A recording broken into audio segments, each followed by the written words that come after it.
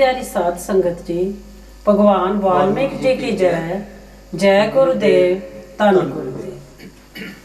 अज आपां भगवान वाल्मीकि जी दे बाणी उपर विचार करांगे, जो कि उन्हां दे महान ग्रंथ श्री योग विशिष्ट महारामायण दे अंदर उपशम प्रकरण सर्ग 71 विच दर्ज है। अज दे इस प्रोग्राम विच मेरे नाल हिस्सा लै रहे हैं भाई साहिब भाई बलजीत सिंह जी सोहता। भाई साहिब जी, भगवान वाल्मीकि जी की जय। गुरमुख प्यारिओ, धर्मी बनना मनुख उस दिन तो शुरू करदा जिस दिन ये सोचे कि मैं इस संसार विच क्यों हाँ, मैं कौन हाँ, ये संसार की है, इसकी उत्पत्ति किस तरह हुंदी है ते लीन किस तरह हुंदा है। लीन तो भाव खत्म होना। भगवान वाल्मीकि जी ने अगे चल के फरमाया कि संतां अते शास्त्रां दे अनुसार विचार के सच की पहचान करना ही विचार है।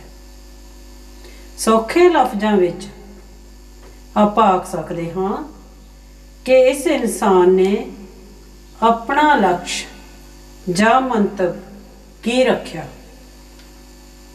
असीं संसार विच जन्म किस मकसद लई लिया, मालिक की भगती करनी क्यों जरूरी है। इस इंसान की पहचान इत्थों होवेगी कि इंसान खड़ा कित्थे है। जिस तरह सतगुरु कबीर साहिब जी ने अपनी बाणी अंदर फरमाया, कबीर सब ते हम बुरे, हम तज भलो सब कोए, जिन ऐसा कर बूझिया मीत हमारा सोए। आपां बाहरली उदाहरण लैके देख सकते हाँ कि एक मकान बनाना होवे तां इट्टां दी चढ़ाई नींह तो करनी पैंदी है। भाव पहली इट जिस उपर आपां इमारत की उसारी करनी है सब तो नीवीं होवेगी। एक इट वो भी है जो इमारत की छत नाल लगी हुई है, भाव बहुत उच्ची होवेगी। धार्मिक दृष्टि रखण वाला इंसान ये कह देवेगा कि नीवीं इट दे आसरे ते ही उच्ची इट जो इमारत नूं छू रही है खड़ी है। इस गल तो आपां इनकार नहीं कर सकते कि जेकर थल्ले वाली इट ना होवे तां उच्ची इट भी खड़ी नहीं रह सकती। गुरबाणी दे आशे अनुसार मनुखी जीवन का मकसद उस नाल मिलाप करना आख्या जा सकदा। भाई साहिब जी, मालिक दे मिलाप विच रुकावट किस चीज़ की है।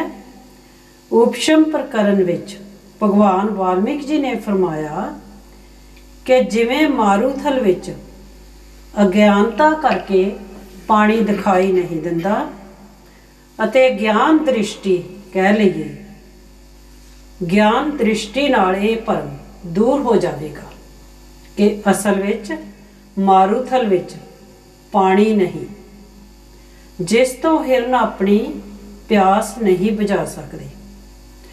भाई साहिब जी, ये अज्ञानता की है अते मारूथल की है, जिसका जिक्र भगवान वाल्मीकि जी ने अपनी बाणी विच कीता।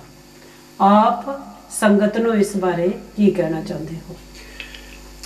गुरमुख प्यारिओ, जिस तरह अज दे इस वार्तालाप कह लीए ਵਿੱਚ ਆਪਾਂ ਥੋੜ੍ਹੀ ਜਿਹੀ ਗੱਲ ਕਰ ਰਹੇ ਹਾਂ ਕਿ ਇਨਸਾਨ ਜਿਹੜਾ ਉਹ ਧਰਮੀ ਬਣਨਾ ਕਹਿ ਲਈਏ ਕਦੋਂ ਸਿੱਖਦਾ, ਜਦੋਂ ਉਸ ਦੇ ਅੰਦਰ ਜਿਹੜੇ ਉਹ ਖਿਆਲ ਜਿਹੜੇ ਉਹ ਪੈਦਾ ਹੋ ਜਾਂਦੇ।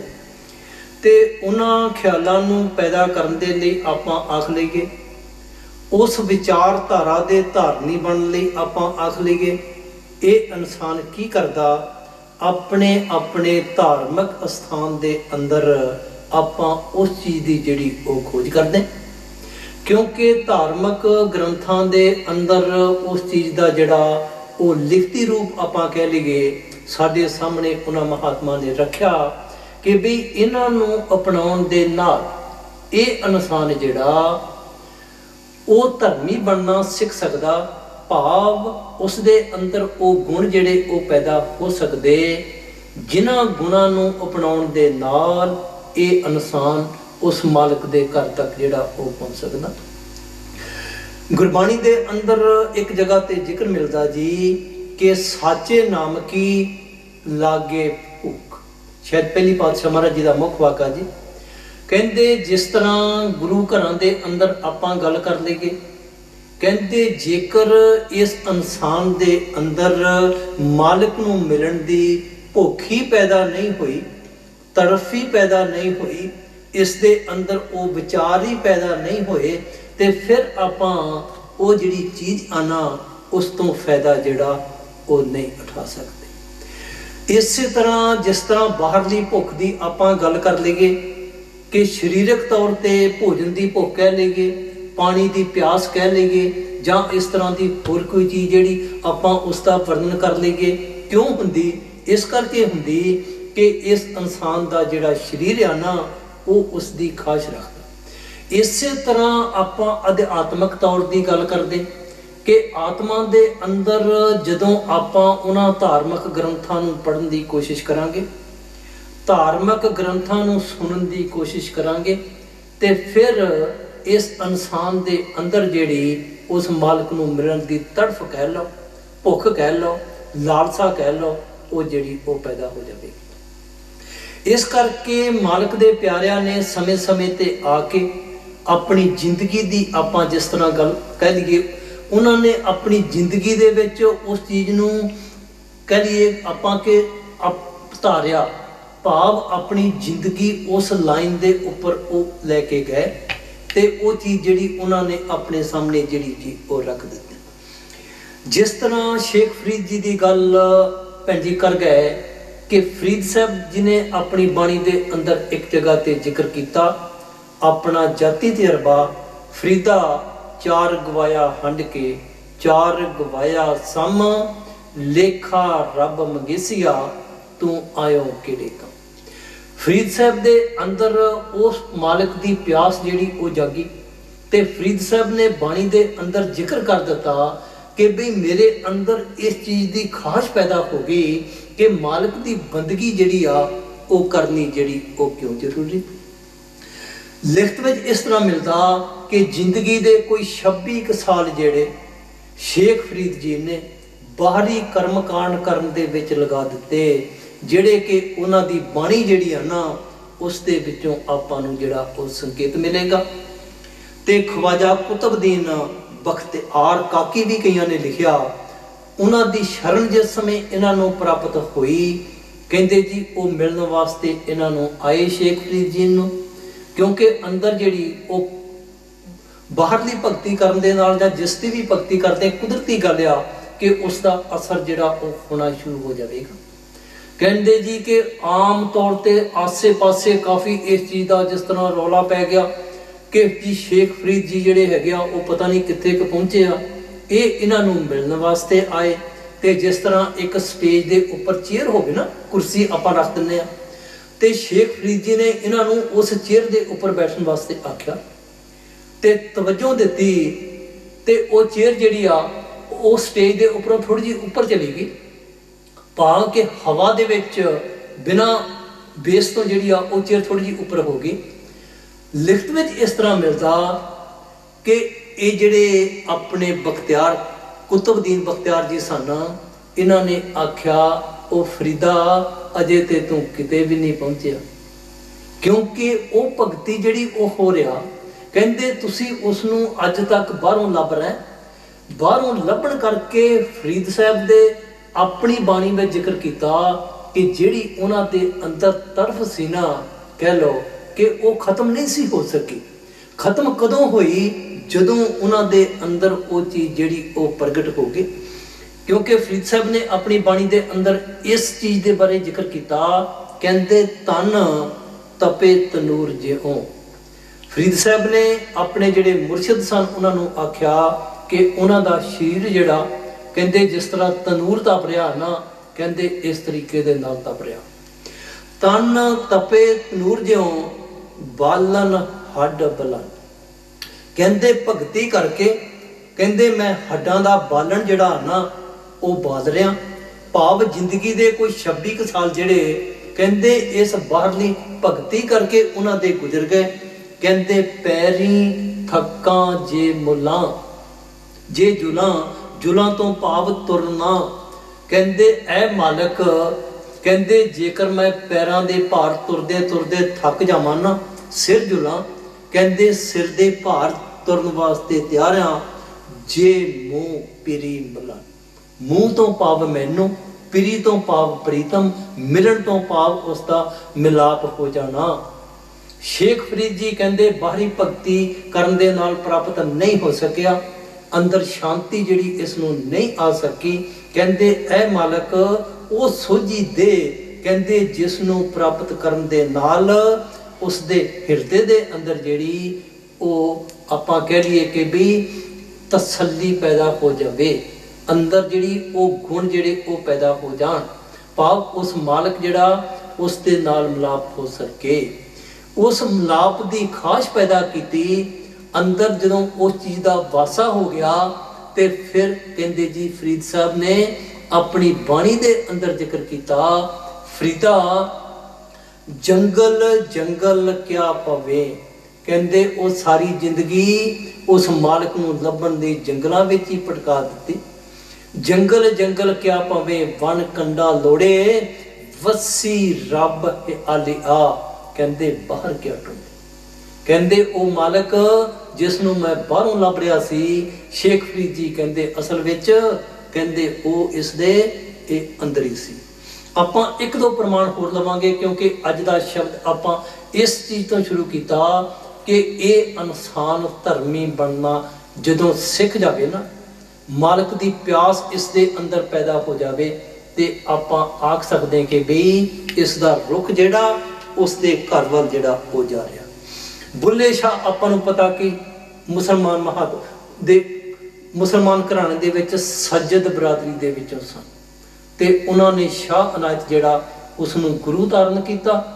शाह अनायत नूं जिस समय बुल्ले शाह जी मिले, लिफ्ट विच इस तरह मिलदा कि उन्होंने रब दे घर दी गल पूछी ते शाह अनायत जी ने बुल्ले शाह नूं कहा, बुल्लिया रब दा की पाउणा, इधरों पुटना ते इधर लाउणा। कहंदे गल सिर्फ इन्नी कहा, दुनिया वालों ख्याल नूं मोड़ दे ते उस मालक वाल जर ख्याल नूं जोड़ दे ते फिर कहंदे गल जिहड़ी वो बन जाएगी। लेकिन इन्हां दी जिंदगी विच भी इस तरह का वाकया आया जिस समय ये शाह अनायत नूं मिलण वास्ते गए। कहंदे जी कि वो अपनी बगीची कह लो, छोटा जिहा गार्डन कह लो, उस दे विच अंबां दे पौधे जिहड़े लगे हुए सन ते इन्हां ने दृष्टि मारी ते अंब जिहड़े बिना हवा तो जिहड़े वो डिगने शुरू हो गए ते शाह अनायत नूं पता लग गया कि ये जिहड़ा कारण आ ये सिर्फ बुल्ले शाह दा। ते बुल्ले शाह नूं उन्होंने आख्या कि ओ भाई कहंदे इन्हां नूं तोड़ ते दिता, जोड़न दी हिम्मत भी हैगी आ। ते बुल्ले शाह ने फिर उन्होंने जिहड़ा वो गुरु धारण कर लिया। गुरु घर दी आपां गल कर लईए, तीसरे पातशाह श्री गुरु अमरदास महाराज जी की जिंदगी अपने सामने आ कि यात्रा ते जाण समय उन्होंने सवाल किया कि भी तुहाडा गुरु कौन आ। कहंदे जी गुरु ते असीं बनाया ही नहीं। फिर कहंदे जेकर गुरु ही नहीं बनाया तो फिर असीं तुहाडे पासों जिहड़ा वो पानी नहीं पीवांगे। इसनूं आपां साखी कह लईए जां स्टोरी कह लईए।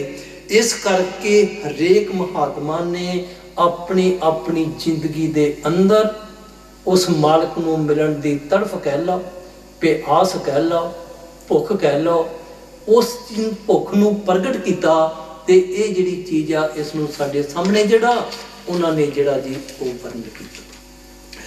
ਹੁਣ ਆਪਾਂ ਵਿਚਾਰ ਕਰਾਂਗੇ ਇਸ ਦਾ ਜਦੋਂ ਇਨਸਾਨ ਦੇ ਅੰਦਰ ਉਹ ਗੁਣ ਪੈਦਾ ਹੋ ਗਏ ਤੇ ਫਿਰ ਆਪਾਂ ਉਸ ਨੂੰ ਧਰਮੀ ਆਖ ਸਕਦੇ। ਦੂਸਰੀ ਚੀਜ਼ ਜਿਸ ਦੇ ਪ੍ਰਤੀ ਅੱਜ ਆਪਾਂ ਵਿਚਾਰ ਕਰਾਂਗੇ ਭਗਵਾਨ ਵਾਲਮੀਕ ਜੀ ਦੀ ਬਾਣੀ ਦੇ ਅਨੁਸਾਰ ਕਿ ਇਹ ਅਗਿਆਨਤਾ ਕੀ ਆ, ਜਿਸ ਤਰ੍ਹਾਂ ਭੈਣ ਜੀ ਇਸ਼ਾਰਾ ਦੇ ਗਏ ਤੇ ਇਹ ਮਾਰੂਥਲ ਜਿਹੜਾ ਇਹ ਕੀ ਅਗਿਆਨਤਾ ਇੱਕ ਗਿਆਨ ਨੌਲੇਜ ਕਿਸੇ ਚੀਜ਼ ਬਾਰੇ ਜਾਣਕਾਰੀ ਪ੍ਰਾਪਤ ਹੋਣੀ। ਅਗਿਆਨਤਾ ਉਸ ਦੇ ਵਿਰੁੱਧ ਜਿਹੜੀ ਆਪਾਂ ਗੱਲ ਕਰ ਰਹੇ ਹਾਂ ਉਸ ਨੂੰ ਜਿਹੜਾ ਉਹ ਅਗਿਆਨਤਾ ਆਖਿਆ ਜਾਂਦਾ। ਸਭ ਤੋਂ ਪਹਿਲੀ ਚੀਜ਼ ਜਿਹੜੀ ਮਹਾਤਮਾ ਆਪਾਂ ਨੂੰ ਕੀ ਦੱਸਦੇ, ਕਹਿੰਦੇ ਜੀ ਕਿ ਉਹ ਮਾਲਕ ਜਿਹੜਾ ਉਹ ਇਸ ਇਨਸਾਨ ਦੇ ਜਿਹੜਾ ਉਹ ਅੰਦਰ ਆ। ਆਪਾਂ ਭਗਵਾਨ ਵਾਲਮੀਕ ਜੀ ਦੀ ਬਾਣੀ ਦੇ ਉੱਪਰ ਵਿਚਾਰ ਕਰ ਚੁੱਕੇ ਹਾਂ। ਤ੍ਰੇਤਾ ਯੁੱਗ ਦੇ ਅੰਦਰ ਭਗਵਾਨ ਵਾਲਮੀਕ ਜੀ ਨੇ ਦੱਸਿਆ ਕਿ ਵੀ ਉਹ ਮਾਲਕ ਜਿਹੜਾ ਇਸ ਇਨਸਾਨ ਦੇ ਸਰੀਰ ਦੇ ਅੰਦਰ ਆ। ਗੁਰੂ ਘਰ ਨੇ ਬਾਣੀ ਦੇ ਅੰਦਰ ਇੱਕ ਜਗ੍ਹਾ ਤੇ ਜ਼ਿਕਰ ਕੀਤਾ ਜੀ, ਕਹਿੰਦੇ ਸਾਡੀ ਹਾਲਤ ਜਿਹੜੀ ਉਹ ਇਸ ਤਰ੍ਹਾਂ, ਕਹਿੰਦੇ ਘਰ ਹੀ ਮੈਂ ਅੰਮ੍ਰਿਤ ਭਰਪੂਰ ਹੈ, ਮਨ ਮੁਖਾਂ ਸਾਧ ਨਾ ਪਾਇਆ, ਜਿਉਂ ਕਸਤੂਰੀ ਮਿਰਗ ਨਾ ਜਾਣੇ, ਭਰਮ ਦਾ ਭਰਮ ਭੁਲਾਇਆ। ਕਹਿੰਦੇ ਜਿਸ ਤਰ੍ਹਾਂ ਭਗਵਾਨ ਵਾਲਮੀਕ ਜੀ ਨੇ ਆਪਣੀ ਬਾਣੀ ਦੇ ਅੰਦਰ ਬਹੁਤ ਜਗ੍ਹਾ ਤੇ ਜਿਹੜਾ ਹੈਗਾ ਜੀ ਉਹ ਰੇਗਿਸਤਾਨ ਦੀ ਗੱਲ ਕੀਤੀ, ਮਾਰੂਥਲ ਦੀ ਗੱਲ ਕੀਤੀ ਕਿ ਹਿਰਨ ਜਿਹੜੇ ਆ ਨਾ ਉਹ ਕੀ ਕਰਦੇ, ਰੇਗਿਸਤਾਨ ਦੇ ਵਿੱਚ ਜਿਸ ਸਮੇਂ ਗਰਮੀ ਪੈਂਦੀ ਤੇ ਫਿਰ ਉਹ ਰਿਫਲੈਕਸ਼ਨ ਜਿਹੜੀ ਗਰਮੀ ਦੀ ਆ ਨਾ ਉਹ ਜਿਹੜੀ ਉਹ ਪੈਦਾ ਹੋ ਜਾਂਦੀ ਤੇ ਹਿਰਨ ਜਿਹੜੇ ਉਹ ਉਸ ਪਾਸੇ ਨੂੰ ਆਪਣੀ ਪਿਆਸ ਬੁਝਾਉਣ ਦੇ ਲਈ ਜਿਹੜੀ ਉਹ ਦੌੜ ਲਾਉਂਦੇ। ਜਿੱਦਾਂ ਜਿੱਦਾਂ ਉਹ ਹਿਰਨ ਦੌੜ ਲਗਾਈ ਜਾਂਦੇ ਤੇ ਉਹ ਜਿਹੜੀ ਪਾਣੀ ਦਾ ਪਰਛਾਵਾਂ ਕਹਿ ਲਓ, ਰਿਫਲੈਕਸ਼ਨ ਕਹਿ ਲਓ, ਅਸਲ ਵਿੱਚ ਹੈ ਨਹੀਂ, ਉਹ ਜਿਹੜੀ ਉਹ ਦੂਰ ਹੁੰਦੀ ਜਾਂਦੀ ਤੇ ਉਹਨਾਂ ਨੂੰ ਪਾਣੀ ਜਿਹੜਾ ਉਸ ਦੀ ਪ੍ਰਾਪਤੀ ਨਹੀਂ ਹੁੰਦੀ। ਇਸ ਕਰਕੇ ਪਹਿਲੀ ਅਗਿਆਨਤਾ ਜਿਹੜੀ ਭਗਵਾਨ ਵਾਲਮੀਕ ਜੀ ਦੇ ਦੱਸਣ ਦੇ ਅਨੁਸਾਰ ਕਿ ਉਹ ਮਾਲਕ ਇਸ ਇਨਸਾਨ ਦੇ ਜਿਹੜਾ ਉਹ ਸਰੀਰ ਦੇ ਅੰਦਰ ਆ, ਲੇਕਿਨ ਆਪਾਂ ਦੁਨੀਆਦਾਰ ਜਿਹੜੇ ਉਸ ਮਾਲਕ ਨੂੰ ਜਿਹੜਾ ਬਾਹਰੋਂ ਲੱਭ ਰਹੇ ਅੱਜ ਤੱਕ ਕਿਸੇ ਨੂੰ ਨਹੀਂ ਲੱਭਿਆ। ਇਹ ਵੱਖਰੀ ਗੱਲ ਆ ਕਿ ਬਈ ਆਪਾਂ ਕਿਸੇ ਇਨਸਾਨ ਨੂੰ ਜੇਕਰ ਕਹੀਏ ਕਿ ਤੁਹਾਡੀ ਖੋਜ ਹੀ ਗਲਤ ਆ ਤੇ ਸ਼ਾਇਦ ਉਸ ਨੂੰ ਇਹ ਗੱਲ ਜਿਹੜੀ ਉਹ ਜ਼ਿਆਦਾ ਚੰਗੀ ਨਾ ਲੱਗੇ। ਲੇਕਿਨ ਸਤਿਗੁਰੂ ਰਵਿਦਾਸ ਜੀ ਨੇ ਆਪਣੀ ਬਾਣੀ ਦੇ ਅੰਦਰ ਸਪਸ਼ਟ ਫੈਸਲਾ ਕੀਤਾ, ਕਹਿੰਦੇ ਤੁਰਕ ਮਸੀਤੇ ਅੱਲਾ ਢੂੰਡੇ, ਦੇਹਰੇ ਹਿੰਦੂ ਰਾਮ ਗਸਾਈ, ਰਵਿਦਾਸ ਢੂੰਡੇ ਆ ਰਾਮ ਰਹੀਮ ਕੋ, ਜਹਾਂ ਮਸੀਤ ਦੇਹਰਾ ਨਾ। ਕਹਿੰਦੇ ਸਤਿਗੁਰੂ ਰਵਿਦਾਸ ਜੀ ਕਹਿੰਦੇ ਆਪਣਾ ਐਕਸਪੀਰੀਅੰਸ ਦੱਸ ਰਹੇ, ਜਾਤੀ ਤਜਰਬਾ ਦੱਸ ਰਹੇ ਕਿ ਮੈਂ ਉਸ ਨੂੰ ਲੱਭਿਆ ਤੇ ਫਿਰ ਸਾਨੂੰ ਕਦੇ ਉਹ ਇਹ ਨਹੀਂ ਕਹਿ ਸਕਦੇ ਕਿ ਵੀ ਉਹ ਮਾਲਕ ਜਿਹੜਾ ਕਿਸੇ ਬਾਹਰਲੀ ਧਾਰਮਿਕ ਸਥਾਨ ਦੇ ਅੰਦਰ ਆ, ਕਰੋੜ ਵਾਰ ਨਮਸਕਾਰ, ਲੇਕਿਨ ਉੱਥੇ ਮਾਲਕ ਨਹੀਂ। ਮਾਲਕ ਦੇ ਨਾਮ ਦੀ ਆਪਾਂ ਮਹਿਮਾ ਕਹਿ ਸਕਦੇ, ਮਾਲਕ ਦੇ ਨਾਮ ਨੂੰ ਸੁਣਨ ਦੀ ਗੱਲ ਕਹਿ ਸਕਦੇ, ਮਾਲਕ ਦੇ ਨਾਮ ਦਾ ਪਤਾ ਲੱਗ ਸਕਦਾ ਕਿ ਉਹ ਮਾਲਕ ਜਿਹੜਾ ਉਹ ਕਿੱਥੇ ਆ। ਇਸ ਕਰਕੇ ਭਗਵਾਨ ਵਾਲਮੀਕ ਜੀ ਦੀ ਜਿਸ ਤਰ੍ਹਾਂ ਆਪਾਂ ਬਾਣੀ ਦੇ ਵਿੱਚ ਵਿਚਾਰ ਕੀਤਾ, ਕਹਿੰਦੇ ਉਸ ਦਾ ਪੂਜਨ ਦੀਵੇ ਜਗਾਉਣ ਨਾਲ ਨਹੀਂ ਹੋਵੇਗਾ। ਫਿਰ ਆਪਾਂ ਕੀ ਖਿਆਲ ਕਰਦੇ ਇਸ ਤੋਂ ਅੱਗੇ ਚਲੇ ਜਾਈਏ। ਜਿਸ ਤਰ੍ਹਾਂ ਭਗਵਾਨ ਵਾਲਮੀਕ ਜੀ ਨੇ ਫਰਮਾਇਆ ਕਿ ਹਵਨ ਕਰਨ ਨਾਲ ਵੀ ਉਹ ਪ੍ਰਮਾਤਮਾ ਜਿਹੜਾ ਉਹ ਨਹੀਂ ਮਿਲ ਸਕਦਾ। ਕਿਉਂ ਇਸ ਤਰ੍ਹਾਂ ਉਹਨਾਂ ਨੇ ਲਿਖਿਆ? ਇਸੇ ਚੀਜ਼ ਨੂੰ ਗੁਰੂ ਘਰ ਨੇ ਆਪਣੀ ਬਾਣੀ ਦੇ ਅੰਦਰ ਇੱਕ ਜਗ੍ਹਾ ਤੇ ਜ਼ਿਕਰ ਕੀਤਾ ਜੀ, ਕਹਿੰਦੇ ਬਾਹਰੀ ਹਵਨ ਕਰਨ ਦੀ ਤੁਸੀਂ ਗੱਲ ਕਰਦੇ ਹੋ। ਪਹਿਲੇ ਪਾਤਸ਼ਾਹ ਸ੍ਰੀ ਗੁਰੂ ਨਾਨਕ ਦੇਵ ਮਹਾਰਾਜ ਜੀ ਨੇ ਪੇਜ ਨੰਬਰ 62 ਦੇ ਉੱਪਰ ਇੱਕ ਸ਼ਬਦ ਵਰਣਨ ਕੀਤਾ ਜੀ, ਕਹਿੰਦੇ ਤਨ ਬੇਸੰਤਰ ਹੋਮੀਏ। ਕਈ ਵਾਰੀ ਇਹੋ ਜਿਹੇ ਇਨਸਾਨ ਆਪਾਂ ਨੂੰ ਮਿਲ ਜਾਂਦੇ ਜਿਹੜੇ ਕਹਿੰਦੇ ਜੀ ਤੁਸੀਂ ਕਿੱਦਾਂ ਕੰਪੇਅਰ ਕਰ ਸਕਦੇ ਭਗਵਾਨ ਵਾਲਮੀਕ ਜੀ ਦੀ ਬਾਣੀ ਦੇ ਨਾਲ। ਉਹਨਾਂ ਨੇ ਉਹ ਬਾਣੀ ਤ੍ਰੇਤਾ ਯੁੱਗ ਦੇ ਅੰਦਰ ਲਿਖੀ। ਦੁਆਪਰ ਯੁੱਗ ਦੇ ਜਿਸ ਤਰ੍ਹਾਂ ਆਪਾਂ ਪਹਿਲਾਂ ਵੀ ਬੇਨਤੀ ਕਰ ਚੁੱਕੇ ਹਾਂ ਕਿ ਉਹ ਸੱਚਾਈ ਸਤਯੁਗ ਵਿੱਚ ਵੀ ਸੀ, ਤ੍ਰੇਤਾ ਵਿੱਚ ਵੀ ਸੀ, ਦੁਆਪਰ ਵਿੱਚ ਵੀ ਸੀ, ਕਲਯੁਗ ਵਿੱਚ, ਤੇ ਅੱਜ ਆਪਾਂ ਕਹਿ ਲਈਏ ਅੱਜ ਵੀ ਉਹ ਸੱਚਾਈ ਜਿਹੜੀ ਉਹ ਸਾਡੇ ਸਾਹਮਣੇ। ਭਗਵਾਨ ਵਾਲਮੀਕ ਜੀ ਕਹਿੰਦੇ ਉਹ ਮਾਲਕ ਇਸ ਇਨਸਾਨ ਦੇ ਸਰੀਰ ਦੇ ਅੰਦਰ ਆ। ਬਾਹਰੀ ਕਰਮਕਾਂਡ ਦੇ ਨਾਲ ਉਹ ਚੀਜ਼ ਆਪਾਂ ਨੂੰ ਪ੍ਰਾਪਤ ਨਹੀਂ ਹੋ ਸਕਦੀ। ਪਹਿਲੇ ਪਾਤਸ਼ਾਹ ਮਹਾਰਾਜ ਜੀ ਨੇ ਕੀ ਫਰਮਾਇਆ ਹਵਨ ਦੇ ਸੰਬੰਧ ਦੇ ਵਿੱਚ? ਕਹਿੰਦੇ ਤਨ ਬਸੰਤਰ ਹੋਮੀਏ ਇੱਕ ਰੱਤੀ ਤੋਲ ਕਟਾਏ। ਹੋਮੀਏ ਤੋਂ ਭਾਵ ਜਿਸ ਤਰ੍ਹਾਂ ਹਵਨ ਕੀਤਾ ਜਾਂਦਾ ਉਸ ਦੇ ਵਿੱਚ ਜਿਹੜੀ ਚੀਜ਼ ਪਾਈ ਜਾਂਦੀ ਹੈ ਨਾ ਉਸ ਨੂੰ ਹੋਮਣਾ ਕਹਿੰਦੇ। ਤਨ ਬਸੰਤਰ ਹੋਮੀਏ ਇੱਕ ਰੱਤੀ ਤੋਲ ਕਟਾਏ। ਰੱਤੀ ਆਪਾਂ ਨੂੰ ਪਤਾ ਕਿ ਪੁਰਾਣੇ ਸਮੇਂ ਦੇ ਵਿੱਚ ਇੱਕ ਛੋਟਾ ਜਿਹਾ ਜਿਹੜਾ ਨਾ ਉਸ ਨੂੰ ਤੋਲਣ ਵਾਸਤੇ ਇੱਕ ਇੰਸਟਰੂਮੈਂਟ, ਅੱਜ ਕੱਲ੍ਹ ਤੇ ਵੈਸੇ ਵੱਖਰੀ ਗੱਲ ਆ, ਲੇਕਿਨ ਇੱਕ ਜਿਸ ਤਰ੍ਹਾਂ ਵੇਟ ਕਹਿ ਲਓ, ਤੇ ਉਸ ਰੱਤੀ ਦੇ ਨਾਲ ਜਿਹੜਾ ਉਸ ਸੋਨੇ ਨੂੰ ਤੋਲਿਆ ਜਾਂਦਾ। ਮੈਂ ਆਪਣੀਆਂ ਅੱਖਾਂ ਦੇ ਨਾਲ ਉਸ ਚੀਜ਼ ਨੂੰ ਦੇਖਿਆ। ਗੁਰੂ ਸਾਹਿਬਾਨ ਨੇ ਕੀ ਫਰਮਾਇਆ? ਕਹਿੰਦੇ ਤਨ ਬਸੰਤਰ ਹੋਮੀਏ ਇੱਕ ਰੱਤੀ ਤੋਲ ਕਟਾਏ। ਤਨ ਮਨ ਸਮਝਦਾ ਜੇ ਕਰੀ, ਸਮਝਦਾ ਤੋਂ ਭਾਵ ਸਮਗਰੀ। ਤਨ ਮਨ ਸਮਝਦਾ ਜੇ ਕਰੀ ਅਨ ਦਿਨ ਅਗਨ ਜਲਾਏ। ਕਹਿੰਦੇ ਹਰ ਰੋਜ਼ ਹਵਨ ਦੇ ਵਿੱਚ ਆਪਣਾ ਜਿਹੜਾ ਸਰੀਰ ਆ ਨਾ ਇਸ ਦੀ ਸਮਗਰੀ ਬਣਾ ਲਓ, ਕਿਉਂਕਿ ਸੁਗੰਧਿਤ ਚੀਜ਼ਾਂ ਜਿਹੜੀਆਂ ਉਹ ਹਵਨ ਦੇ ਵਿੱਚ ਪਾਈਆਂ ਜਾਂਦੀਆਂ। ਗੁਰੂ ਸਾਹਿਬਾਨ ਕਹਿੰਦੇ ਕਿ ਵੀ ਸੁਗੰਧਿਤ ਚੀਜ਼ਾਂ ਦੀ ਤੇ ਵੱਖਰੀ ਗੱਲ ਰਹੀ। ਕਹਿੰਦੇ ਜੇਕਰ ਤੁਸੀਂ ਆਪਣੇ ਸਰੀਰ ਨੂੰ ਕੱਟ ਕੇ ਰੱਤੀ ਰੱਤੀ ਕਰਕੇ ਉਸ ਅੱਗ ਦੇ ਵਿੱਚ, ਉਸ ਹਵਨ ਦੇ ਵਿੱਚ ਪਾ ਦਿਓ। ਹਰ ਨਾਮੇ ਤੁਲ ਨਾ ਪੁੱਜੀ ਜੇ ਲੱਖ ਕੋਟੀ ਕਰਮ ਕਮਾਏ। ਕਹਿੰਦੇ ਇਸ ਤਰ੍ਹਾਂ ਦੇ ਲੱਖ ਕਰਮ ਕਰ ਲਓ, ਕਰੋੜ ਕਰਮ ਕਰ ਲਓ, ਕਹਿੰਦੇ ਉਸ ਹਰੀ ਦੀ ਭਗਤੀ ਜਿਹੜੀ ਉਸ ਦਾ ਮੁਕਾਬਲਾ ਜਿਹੜਾ ਉਹ ਨਹੀਂ ਕਰ ਸਕਦੇ। ਕਿੱਥੋਂ ਪਤਾ ਲੱਗਾ? ਅਗਿਆਨਤਾ ਕਿੱਥੋਂ ਦੂਰ ਹੋਈ? ਗੁਰੂ ਸਾਹਿਬਾਨ ਦੀ ਬਾਣੀ ਦੇ ਵਿੱਚੋਂ ਹੋਈ, ਭਗਵਾਨ ਵਾਲਮੀਕ ਜੀ ਦੀ ਬਾਣੀ ਦੇ ਵਿੱਚੋਂ ਹੋਈ ਕਿ ਬਾਹਰੀ ਕਰਮਕਾਂਡ ਕਰਨ ਦੇ ਨਾਲ ਇਹ ਇਨਸਾਨ ਉਸ ਮਾਲਕ ਦੇ ਘਰ ਤੱਕ ਜਿਹੜਾ ਉਹ ਨਹੀਂ ਪਹੁੰਚ ਸਕਦਾ। ਕੁਦਰਤੀ ਗੱਲ ਆ ਕਿ ਪ੍ਰੀਸਟ ਕਲਾਸ ਜਿਹੜੀ ਉਹ ਕਿਸੇ ਵੀ ਸਮੇਂ ਦੇ ਵਿੱਚ ਆਈ ਤੇ ਜਾਂ ਫਿਰ ਉਹ ਅੱਜ ਆਈ। ਸਤਵਾਦੀ ਅਤੇ ਪਰੰਪਰਾਵਾਦੀਆਂ ਦੀ ਆਪਾਂ ਗੱਲ ਕਰਦੇ ਹਾਂ, ਹਮੇਸ਼ਾ ਜਿਹੜੇ ਉਹਨਾਂ ਦੀ ਜਦੋਜਹਿਦ ਰਹੀ। ਕਿਉਂ ਰਹੀ?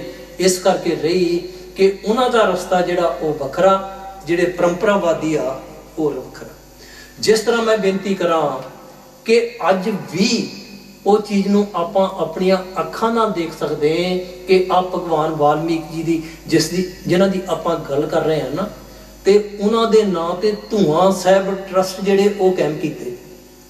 ਤੇ ਆਮ ਤੌਰ ਤੇ ਇਹ ਗੱਲ ਪ੍ਰਚਾਰੀ ਜਾਂਦੀ ਕਿ ਭਗਵਾਨ ਵਾਲਮੀਕੀ ਨੇ ਜੀ ਧੂਏ ਦਿਖਾਏ ਸੀ ਤੇ ਉਹਨਾਂ ਦੀ ਜਿਹੜੀ ਜ਼ਿੰਦਗੀ ਆ ਨਾ ਉਸ ਨੂੰ ਧੂਆਂ ਦੇ ਨਾਲ ਬੰਨ੍ਹ ਕੇ ਸਾਡੇ ਸਾਹਮਣੇ ਜਿਹੜਾ ਉਹ ਪੇਸ਼ ਕੀਤਾ ਜਾ ਰਿਹਾ। ਉਦੋਂ ਵੀ ਸੀ ਤੇ ਅੱਜ ਵੀ ਲਗਾਤਾਰ ਕਿਤੇ ਆਪਾਂ ਆ ਜਿਹੜੀਆਂ ਫੇਸਬੁੱਕ ਦੇ ਉੱਪਰ ਕਮੈਂਟ ਪਾਏ ਆਪਾਂ ਵੇਖੀਏ, ਆਪਾਂ ਨੂੰ ਜਿਹੜਾ ਉਹ ਪਤਾ ਲੱਗ ਜਾਵੇਗਾ। ਇੱਕ ਚੀਜ਼ ਮੈਂ ਹੋਰ ਬੇਨਤੀ ਕਰਾਂਗਾ ਕਿ ਭਗਵਾਨ ਵਾਲਮੀਕ ਜੀ ਦੀ ਚਾਹੇ ਆਪਾਂ ਜ਼ਿੰਦਗੀ ਕਹਿ ਲਈਏ, ਉਹਨਾਂ ਦੀ ਬਾਣੀ ਕਹਿ ਲਈਏ, ਮਨੋਕਲਪਿਤ ਕਹਾਣੀਆਂ ਦੀ ਦੇਣ ਜਿਹੜੀ ਉਹ ਇਸ ਸੰਸਾਰ ਦੇ ਅੰਦਰ, ਤੇ ਉਹ ਮਨੋਕਲਪਿਤ ਕਹਾਣੀਆਂ ਨੂੰ ਲੈ ਕੇ ਜਿਹੜਾ ਉਹ ਪ੍ਰਚਾਰਕ ਕਹਿ ਲਓ, ਕਥਾਵਾਚਕ ਕਹਿ ਲਓ, ਜਾਂ ਹੋਰ ਵੀ ਆਪਾਂ ਗੱਲ ਕਰ ਲਈਏ ਤੇ ਸਟੇਜਾਂ ਦੇ ਉੱਪਰ ਜਿਹੜਾ ਉਹ ਗੱਲ ਕਰੀ ਜਾ ਰਿਹਾ। ਸਵਾਮੀ ਗੌਰੀ ਸ਼ੰਕਰ ਜੀ ਆਚਾਰੀਆ, ਉਹਨਾਂ ਨੇ ਇੱਕ ਗ੍ਰੰਥ ਲਿਖਿਆ ਜੀ ਮੋਕਸ਼ਾ ਗਿਆਨ ਸਾਗਰ। ਮੈਨੂੰ ਉਹ ਗ੍ਰੰਥ ਪੜ੍ਹਨ ਦਾ ਮੌਕਾ ਮਿਲਿਆ ਤੇ ਜਿਸ ਦੇ ਵਿੱਚ ਉਹਨਾਂ ਨੇ ਜ਼ਿਕਰ ਕੀਤਾ ਕਿ ਜੀ ਆ ਜਿਹੜਾ ਅਸ਼ਵਮੇਧ ਜੱਗ ਸੀ ਨਾ, ਇਹਨਾਂ ਨੇ ਕੌਰਵਾਂ ਤੇ ਪਾਂਡਵਾਂ ਨੇ ਨਹੀਂ ਕੀਤਾ। ਕਹਿੰਦੇ ਜੀ ਉਹ ਜਿਸ ਸਮੇਂ ਉਹਨਾਂ ਨੇ ਜੱਗ ਕੀਤਾ ਤੇ ਭਗਵਾਨ ਵਾਲਮੀਕ ਜੀ ਨੇ ਆਪ ਜਿਹੜੀਆਂ ਉਹ ਹੂਤੀਆਂ ਪਾਈਆਂ। ਉਸ ਗ੍ਰੰਥ ਦੇ ਵਿੱਚ ਇਹ ਚੀਜ਼ ਆਪਾਂ ਨੂੰ ਲਿਖੀ ਹੋਈ ਜਿਹੜੀ ਉਹ ਮਿਲੇਗੀ। ਮੈਂ ਬੇਨਤੀ ਕਰ ਰਿਹਾ ਕਿ ਭਗਵਾਨ ਵਾਲਮੀਕ ਜੀ ਦੀ ਬਾਣੀ ਜਿਹੜੀ ਆ ਨਾ ਉਹ ਆਪਾਂ ਨੂੰ ਕੀ ਸੰਦੇਸ਼ ਦੇ ਰਹੀ ਤੇ ਵੀ ਮਨ ਦੇ ਅਧੀਨ ਆ ਕੇ ਜਿਹੜਾ ਉਹ ਆਪਾਂ ਕਿੱਧਰ ਜਾ ਰਹੇ। ਇਸ ਕਰਕੇ ਬਾਣੀ ਦੇ ਆਸ਼ੇ ਅਨੁਸਾਰ ਆਪਾਂ ਗੱਲ ਕਰ ਲਈਏ, ਬਾਣੀ ਦੀ ਸਿੱਖਿਆ ਦੇ ਅਨੁਸਾਰ ਆਪਾਂ ਗੱਲ ਕਰ ਲਈਏ ਕਿ ਇਸ ਇਨਸਾਨ ਦੀ ਜਿਹੜੀ ਅਗਿਆਨਤਾ ਨਾ, ਅੰਧੇਰਾ ਕਹਿ ਲਓ, ਅਗਿਆਨਤਾ ਕਹਿ ਲਓ, ਉਦੋਂ ਦੂਰ ਹੋਵੇਗੀ ਜਦੋਂ ਇਹ ਇਨਸਾਨ ਬਾਣੀ ਰੂਪੀ ਸੁਰਮਾ ਜਿਹੜਾ ਉਹ ਆਪਣੀਆਂ ਅੱਖਾਂ ਦੇ ਵਿੱਚ ਪਾਵੇਗਾ। ਜਿਸ ਤਰ੍ਹਾਂ ਭੈਣ ਜੀ ਇਸ਼ਾਰਾ ਦੇ ਗਏ ਕਿ ਵੈਸੇ ਕੋਈ ਸ਼ੱਕ ਵਾਲੀ ਗੱਲ ਨਹੀਂ, ਮਹਾਤਮਾ ਨੇ ਸਾਡੇ ਲੈਵਲ ਤੇ ਆ ਕੇ ਬਾਣੀ ਲਿਖੀ, ਕਦੇ ਕਿਸੇ ਦਾ ਲਿਹਾਜ਼ ਨਹੀਂ। ਕੀ ਫਰਮਾਇਆ? ਕਹਿੰਦੇ ਅੰਧਾ ਚਾਨਣ ਰੱਖੀਏ ਦੀਵੇ ਬਲੇ 50। ਕਹਿੰਦੇ 50 ਦੀਵੇ ਜਗਾ ਕੇ ਰੱਖ ਦਈਏ ਨਾ ਤੇ ਇੱਕ ਅੰਧਾ ਇਨਸਾਨ ਆ, ਇਹ ਨਹੀਂ ਕਿ ਵੀ ਉਹਨਾਂ ਦੀਵਿਆਂ ਦੇ ਵਿੱਚ ਰੋਸ਼ਨੀ ਨਹੀਂ। ਅਸਲ ਵਿੱਚ ਹੈ ਕਿ ਉਹ ਨਾ ਉਸ ਜਿਹੜਾ ਅੰਧਾ ਇਨਸਾਨ ਆ ਉਸ ਨੂੰ ਦਿਖਾਈ ਨਹੀਂ ਦਿੰਦਾ। ਇਸ ਕਰਕੇ ਜਿਹੜੀ ਬਾਣੀ ਆ ਨਾ ਇਹ ਰੋਸ਼ਨੀ ਦਾ ਕੰਮ ਉਦੋਂ ਦੇਵੇਗੀ ਜਦੋਂ ਇਸ ਇਨਸਾਨ ਨੂੰ ਜਿਹੜੀ ਅਗਿਆਨਤਾ ਰੂਪੀ ਚੀਜ਼ ਆਪਾਂ ਕਹਿ ਲਈਏ ਉਹ ਖਤਮ ਹੋ ਜਾਵੇਗੀ। ਇਸ ਕਰਕੇ ਭਗਵਾਨ ਵਾਲਮੀਕ ਜੀ ਨੇ ਕੀ ਫਰਮਾਇਆ, ਕਹਿੰਦੇ ਇਸ ਸੰਸਾਰ ਦੀਆਂ ਵਸਤਾਂ ਜਿਹੜੀਆਂ ਇਹ ਮਾਰੂਥਲ ਦੀ ਨਹੀਂ ਆਈ, ਇਹਨਾਂ ਦੇ ਵਿੱਚੋਂ ਆਪਾਂ ਸੁੱਖ ਅਤੇ ਸ਼ਾਂਤੀ ਜਿਹੜੀ ਆ ਨਾ ਉਸ ਨੂੰ ਪ੍ਰਾਪਤ ਜਿਹੜਾ ਉਹ ਨਹੀਂ ਕਰ ਸਕਦੇ। ਹਾਂਜੀ ਭਾਈ ਸਾਹਿਬ ਜੀ, ਆਪ ਜੀ ਨੇ ਕਾਫੀ ਵਿਸਥਾਰ ਵਿੱਚ ਜ਼ਿਕਰ ਕੀਤਾ ਕਿ 12 ਕਰਮਕਾਂਡ ਜਿੰਨੇ ਵੀ ਹਨ ਇਹ ਮਾਰੂਥਲ ਦੀ ਨਿਆਈ ਹਨ। ਜਿਸ ਤਰ੍ਹਾਂ ਭਗਵਾਨ ਵਾਲਮੀਕ ਜੀ ਨੇ ਆਪਣੀ ਬਾਣੀ ਅੰਦਰ ਫਰਮਾਇਆ ਕਿ ਉਸ ਦੇਵ ਦਾ ਪੂਜਨ ਦੀਵੇ ਜਗਾਉਣ ਨਾਲ ਨਹੀਂ ਹੁੰਦਾ, ਧੂਫ ਲਗਾਉਣ ਨਾਲ, ਕੇਸਰ ਦਾ ਟਿੱਕਾ ਮੱਥੇ ਵਿੱਚ ਲਗਾਉਣ ਨਾਲ ਜਾਂ ਫਿਰ ਹਵਨ ਕਰਨ ਨਾਲ ਨਹੀਂ ਹੋ ਸਕਦਾ। ਇਹ ਕਰਮਕਾਂਡ ਕਰਨੇ ਮਾਰੂਥਲ ਵਿੱਚੋਂ ਪਾਣੀ ਦੀ ਪ੍ਰਾਪਤੀ ਕਰਨ ਦੇ ਸਮਾਨ ਆਖੇ ਜਾ ਸਕਦੇ ਹਨ। ਹਿਰਨ ਕੌਣ ਹੈ? ਇਹ ਇਨਸਾਨ ਜੋ ਇਹਨਾਂ ਵਿੱਚੋਂ ਸਿੱਧਤਾ ਪ੍ਰਾਪਤ ਕਰਨੀ ਚਾਹੁੰਦਾ ਹੈ ਪਰ ਹੋਵੇਗੀ ਨਹੀਂ। ਇਸ ਕਰਕੇ ਭਗਵਾਨ ਵਾਲਮੀਕ ਜੀ ਨੇ ਫਰਮਾਇਆ ਕਰਮ ਕਾਂਡ ਨਾਲ ਸਵਰਗ ਪ੍ਰਾਪਤ ਹੋ ਸਕਦਾ ਪਰ ਮਾਲਕ ਦੀ ਪ੍ਰਾਪਤੀ ਨਹੀਂ। ਭਾਈ ਸਾਹਿਬ ਜੀ, ਆਪਾਂ ਸਾਰੇ ਦੁਨੀਆ ਦੇ ਲੋਕ ਉਸ ਮਾਲਕ ਨੂੰ ਮਿਲਣਾ ਚਾਹੁੰਦੇ ਹਾਂ। ਮਾਲਕ ਨੂੰ ਮਿਲਣ ਲਈ ਰਸਤੇ ਵਿੱਚ ਕਿਹੜੀਆਂ ਰੁਕਾਵਟਾਂ, ਉਹਨਾਂ ਦਾ ਜ਼ਿਕਰ ਮਾਲਕ ਦੇ ਪਿਆਰਿਆਂ ਨੇ ਆਪਣੇ ਆਪਣੇ ਧਾਰਮਿਕ ਗ੍ਰੰਥਾਂ ਦੇ ਅੰਦਰ ਕੀਤਾ। ਜਿਸ ਤਰ੍ਹਾਂ ਗੁਰੂ ਘਰ ਨੇ ਆਪਣੀ ਬਾਣੀ ਅੰਦਰ ਇੱਕ ਜਗ੍ਹਾ ਤੇ ਜ਼ਿਕਰ ਕੀਤਾ, ਇਹ ਸੰਸਾਰ ਰੂਪੀ ਸਮੁੰਦਰ ਇਸ ਤਰ੍ਹਾਂ ਦਾ ਹੈ ਜਿਸ ਤੇ ਨਾ ਹਾਰ ਦਾ ਪਤਾ ਹੈ ਅਤੇ ਨਾ ਹੀ ਪਾਰ ਦਾ ਪਤਾ ਹੈ। ਇਸੇ ਤਰ੍ਹਾਂ ਹੀ ਭਗਵਾਨ ਵਾਲਮੀਕ ਜੀ ਨੇ ਇਸ ਸ਼ਬਦ ਵਿੱਚ ਹੀ ਫਰਮਾਇਆ ਕਿ ਇਸ ਅਪਾਰ ਸਮੁੰਦਰ ਨੂੰ ਜੁਗਤੀ ਅਤੇ ਆਤਮ ਅਭਿਆਸ ਤੋਂ ਬਿਨਾਂ ਤਰਨਾ ਔਖਾ ਹੈ। ਭਾਈ ਸਾਹਿਬ ਜੀ, ਇਹ ਆਤਮ ਅਭਿਆਸ ਜਿਸ ਦੇ ਬਾਰੇ ਭਗਵਾਨ ਵਾਲਮੀਕ ਜੀ ਨੇ ਆਪਣੀ ਬਾਣੀ ਅੰਦਰ ਵਰਣਨ ਕੀਤਾ, ਇਹ ਕੀ ਹੈ? ਆਪ ਸੰਗਤ ਨੂੰ ਇਸ ਬਾਰੇ ਕੀ ਕਹਿਣਾ ਚਾਹੁੰਦੇ ਹੋ? ਗੁਰਮੁਖ ਪਿਆਰਿਓ, ਜਿਸ ਤਰ੍ਹਾਂ ਆਪਾਂ ਵਿਚਾਰ ਕਰ ਰਹੇ ਕਿ ਵੀ ਆਤਮ ਅਭਿਆਸ ਜਿਹੜਾ ਉਹ ਕੀ ਆ। ਆਤਮ ਅਭਿਆਸ ਤੋਂ ਭਾਵ ਕਿ ਵੀ ਆਤਮਾ ਦੇ ਸਫ਼ਰ ਦੀ ਗੱਲ ਕਹਿ ਲਓ, ਉਸ ਦਾ ਅਭਿਆਸ ਜਿਹੜਾ। ਹੁਣ ਜਿਹੜੀ ਆਤਮਾ, ਉਹ ਕਿਸੇ ਨੇ ਇਹ ਨਹੀਂ ਅੱਜ ਤੱਕ ਦਾਅਵਾ ਕੀਤਾ ਜਿਸ ਤਰ੍ਹਾਂ ਉਸ ਪਰਮਾਤਮਾ ਬਾਰੇ ਕਿ ਵੀ ਉਸ ਪਰਮਾਤਮਾ ਨੂੰ ਕਿਸੇ ਇਨਸਾਨ ਨੇ ਆਪਣੀਆਂ ਅੱਖਾਂ ਨਾਲ ਵੇਖ ਲਿਆ, ਨਹੀਂ। ਇਸੇ ਤਰ੍ਹਾਂ ਕਿਉਂਕਿ ਜਿਹੜੀ ਆਤਮਾ ਇਹ ਉਸ ਮਾਲਕ ਦਾ ਜਿਹੜਾ ਉਹ ਅੰਸ਼, ਇਸੇ ਕਰਕੇ ਆਖਿਆ ਜਾਂਦਾ ਕਿ ਵੀ ਇਹ ਉਸ ਤਰ੍ਹਾਂ ਦੀ ਜਿਸ ਤਰ੍ਹਾਂ ਉਹਦਾ ਉਹ ਮਾਲਕ ਹੈ। ਇਸ ਕਰਕੇ ਵੱਖਰੇ ਵੱਖਰੇ ਸਮੇਂ ਦੇ ਉੱਪਰ ਆ ਕੇ ਮਹਾਤਮਾ ਨੇ ਆਪਾਂ ਨੂੰ ਉਸ ਆਤਮਾ ਨੂੰ ਜਿਹੜਾ ਉਹ ਜਾਣਨ ਦੇ ਪ੍ਰਤੀ ਜੀ ਉਪਦੇਸ਼ ਦਿੱਤਾ। ਜਿਸ ਤਰ੍ਹਾਂ ਆਪਾਂ ਪਹਿਲਾਂ ਵੀ ਕਈ ਵਾਰ ਵਿਚਾਰ ਕਰ ਚੁੱਕੇ ਕਿ ਜਿਸ ਤਰ੍ਹਾਂ ਭੈਣ ਜੀ ਪਹਿਲਾਂ ਜ਼ਿਕਰ ਕਰ ਗਏ ਕਿ ਵੀ ਇੱਕ ਉਹ ਗੁਣ ਜਿਹੜੇ ਹਨ ਨਾ, ਜਿੰਨਾ ਚਿਰ ਇਨਸਾਨ ਉਹਨਾਂ ਗੁਣਾਂ ਨੂੰ ਧਾਰਨ ਨਹੀਂ ਕਰੇਗਾ, ਇਹ ਇਨਸਾਨ ਉਸ ਮਾਲਕ ਦੇ ਘਰ ਵਿੱਚ ਜਿਹੜਾ ਉਹ ਨਹੀਂ ਪਹੁੰਚ ਸਕਦਾ।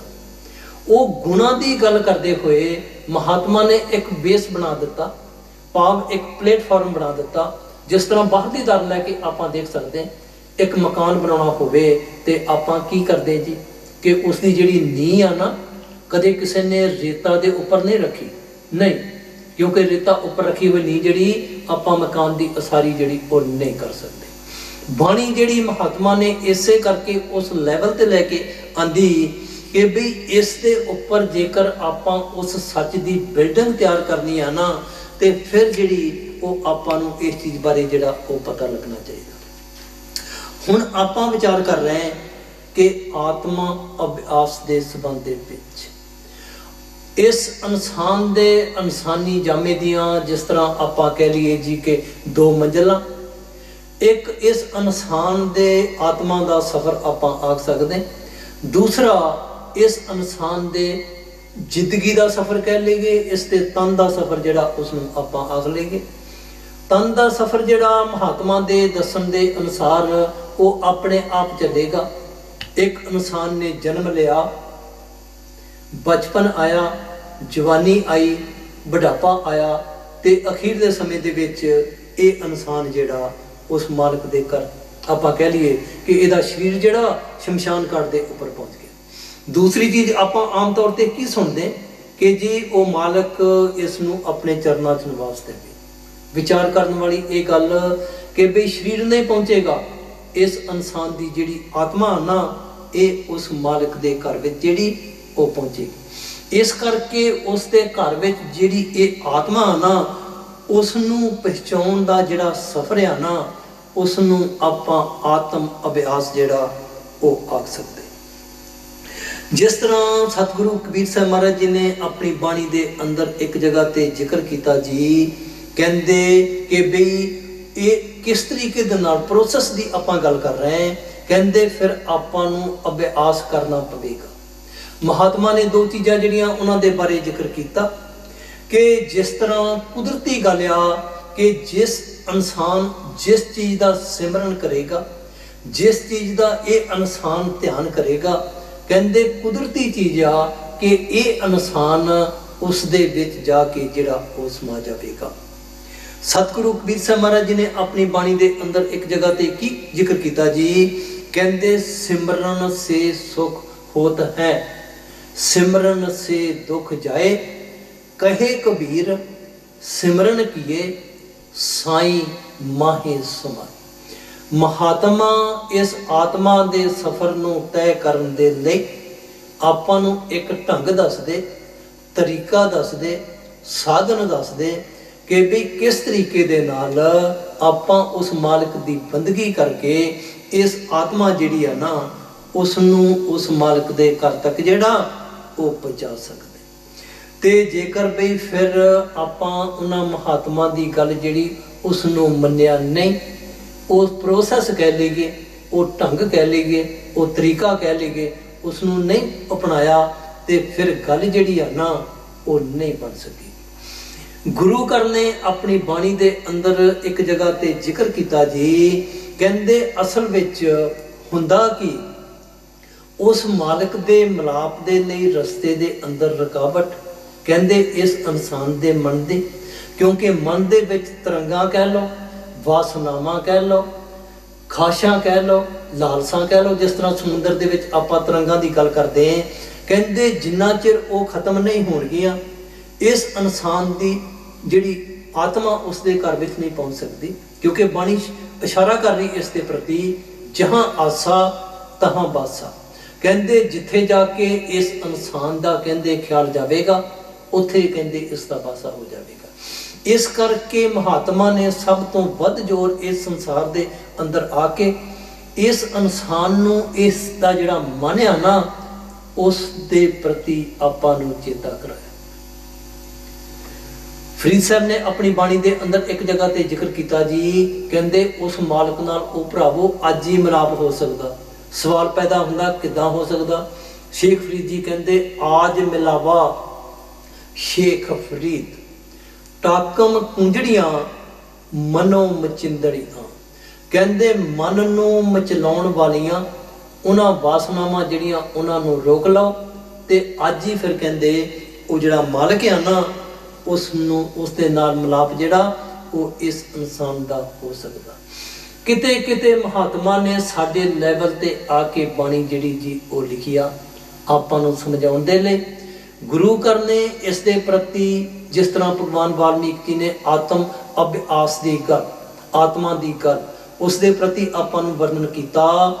ਗੁਰੂ ਘਰ ਨੇ ਆਪਣੀ ਬਾਣੀ ਦੇ ਅੰਦਰ ਇਸ ਮਨ ਨੂੰ ਸਮਝਾਉਣ ਦੇ ਲਈ ਇੱਕ ਜਗ੍ਹਾ ਤੇ ਜ਼ਿਕਰ ਕੀਤਾ ਜੀ, ਕਹਿੰਦੇ ਜੋਵੇ ਕੋਪ ਸਿੰਜਨ ਕੋ ਬਸਦਾ, ਉਠ ਬੈਲ ਗਏ ਚਰਬੇ।